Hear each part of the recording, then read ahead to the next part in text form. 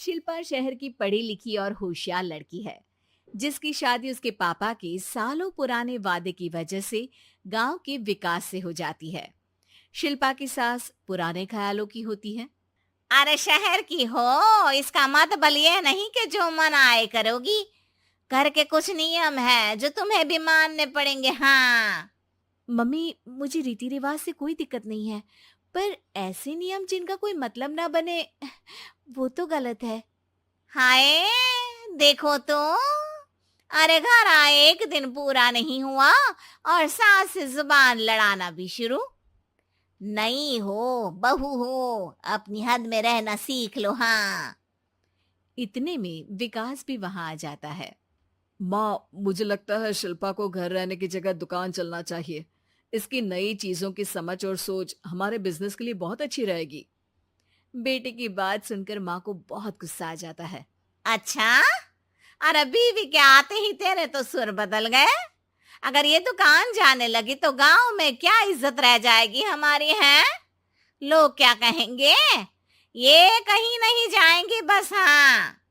माँ के आगे और कुछ बोले बिना विकास वहां से चला जाता है और सास शिल्पा को घर के कामों में लगा देती है।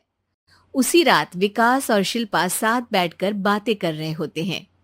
मम्मी ऐसा क्यों सोचती हैं कि औरतें कुछ नहीं कर सकती, और उन्हें लोगों की इतनी चिंता क्यों है?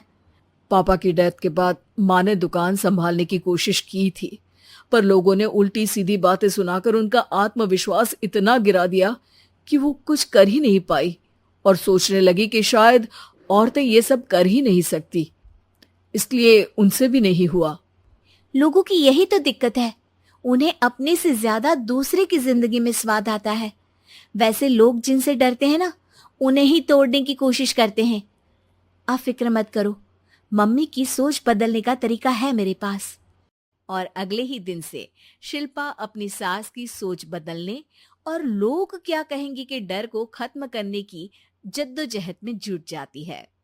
मम्मी, आपको पता है, गीता बबीता, अरे जिनके ऊपर दंगल फिल्म भी बनी है, मैं फिल्म बिल में नहीं देखती। हाँ। वो हरियाणा की लड़कियां हैं। दोनों रेसलर हैं। उन्होंने जब ये शुरू किया था ना, तो लोगों ने बहुत बातें बनाई, बुरा भला बोला, मजाक भी बनाया, लेकिन उन्होंने ना किसी की सुनी, ना अपने ऊपर से विश्वास खोया और ना ही हार मानी। और देखो आज किस मुकाम पर है। अरे तो ये सब मुझे क्यों सुना रही है। हाँ। नहीं नहीं, बस ऐसे ही, हमें अपने आसपास की खबरें तो रखनी चाहिए ना।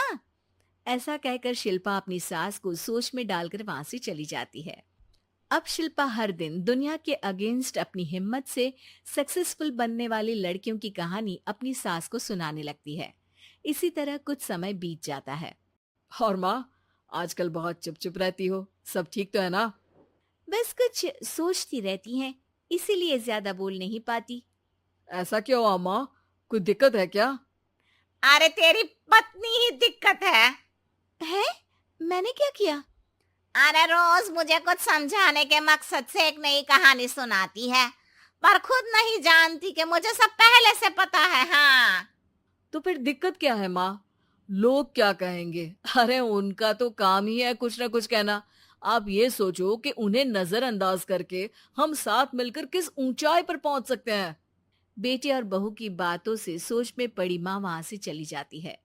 अगली सुबह सबसे पहले तैयार सास आवाज लगाकर बेटी और बहू को बुलाने लगती है।